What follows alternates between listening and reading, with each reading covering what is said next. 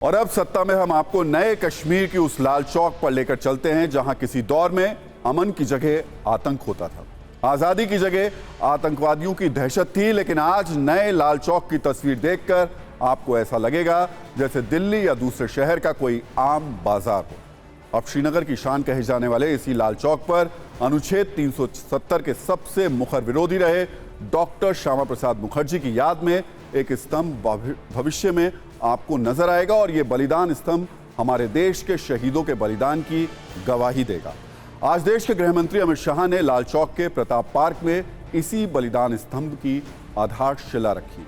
इसका निर्माण Srinagar smart city परियोजना के तहत किया जा रहा है। वैसे कुछ न्यूज मित्रों को यह लग सकता है कि आधारशिला रखने की इस खबर में ऐसा क्या खास है। इसका जवाब है खुली हवा में सांस लेता कश्मीर, जिसकी एक अहम कुंजी खुलने वाली है। लेकिन सबसे पहले देखिए बलिदान स्तंभ की इस आधारशिला से जुड़ी एक छोटी सी रील।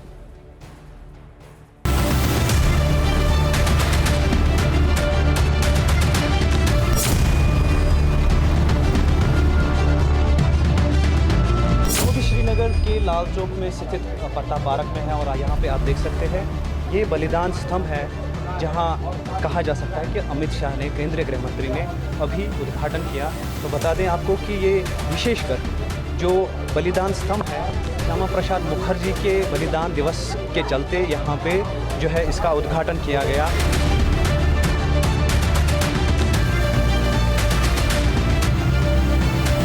तो लाल चौक ही नहीं, पूरे श्रीनगर का माहौल जितना बेहतर हुआ है अकल्पनीय है और अद्भुत है।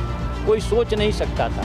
यहाँ 11 बजे रात तक लोग मस्ती से घूमते हैं। हम लोग कभी ज़रूरत पड़ी तो 12 बजे भी निकल जाते हैं, कोई प्रॉब्लम नहीं, कोई समस्या नहीं।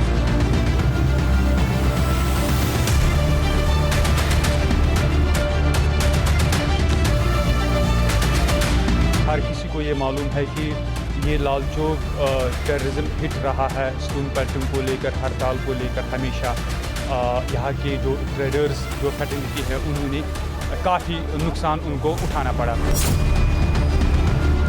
आज इस बात को लेकर यहाँ पर अमित शाह जी का आना और यहाँ पर जो वार मेमोरियल का जो फाउंडेशन है उसकी इनाग्रेशन करना, ये एक बड़ा एक बदलाव है।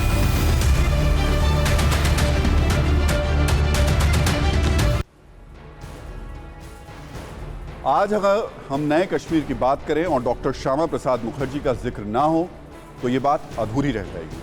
आप श्यामा प्रसाद मुखर्जी को आज के कश्मीर का स्क्रिप्ट राइटर भी कह सकते हैं।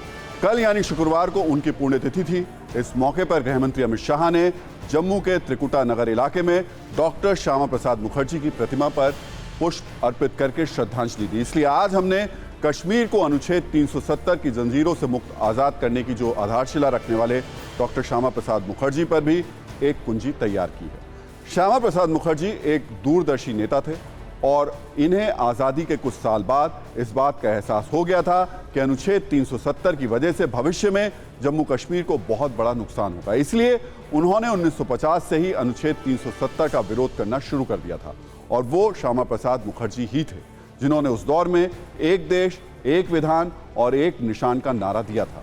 1953 में उन्होंने कश्मीर के भारत में विलय के लिए जम्मू की प्रजा परिषद पार्टी के साथ मिलकर आंदोलन छेड़ दिया था।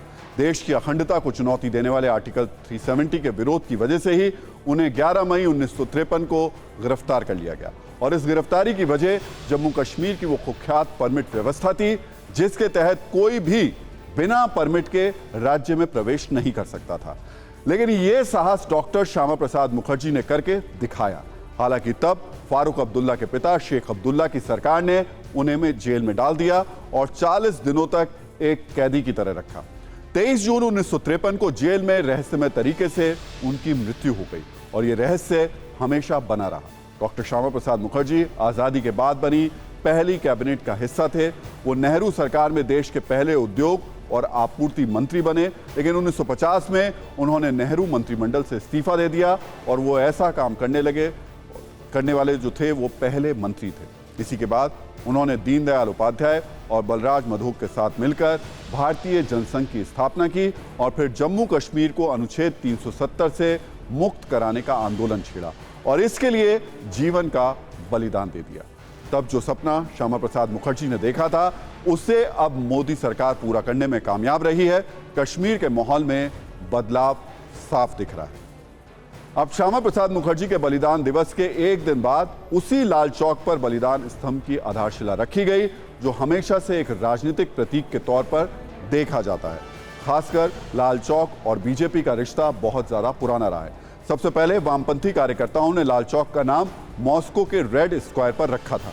1980 में इस जगह पर एक घंटाघर बना और फिर यह जगह जम्मू कश्मीर में राजनीतिक गतिविधियों का केंद्र बन गई। लेकिन इसके बाद यहां आतंक की ऐसी काली छाया पड़ी कि लाल चौक श्रीनगर में जम्मू कश्मीर के हालात का एक घायल प्रतीक बन गया। लाल चौक पर कर्फ्यू जैसे हालात दिखते थे और यहां तिरंगा फहराना अपने आप में एक बड़ा जोखिम माना गया था। लेकिन इस डर और इस दौर को भी बीजेपी की एकता यात्रा ने चुनौती दी। वो दौर 1991 का था, जब बीजेपी ने कश्मीर मुद्दे पर पूरे भारत में संदेश पहुंचाने के लिए एकता यात्रा निकाली। ये यात्रा 11 दिसंबर 1991 को कन्याकुमारी से शुरू हुई और 26 जनवरी 1992 को श्रीनगर के लाल चौक पर खत्म हुई। तब मुरली मनोहर जोशी के साथ नरेंद्र मोदी भी थे, जो उस समय यात्रा के व्यवस्थापक थे और गुजरात बीजेपी के तत्कालीन संगठन मंत्री थे। तब मुरली मनोहर जोशी और नरेंद्र मोदी ने श्रीनगर के लाल चौक पर तिरंगा फहराया था। इसके बाद के समय का चक्र कैसे घूमा? नरेंद्र मोदी 2014 में प्रधानमंत्री बने और फिर 2019 में एकता यात्रा के संपन्न होने के करीब 27 साल बाद नरेंद्र मोदी सरकार ने आर्टिकल 370 को खत्म कर दिया। अब हम 2023 में और धीरे धीरे कश्मीर और यहां के महत्वपूर्ण प्रतीक लाल चौक की तस्वीर बदल रही है।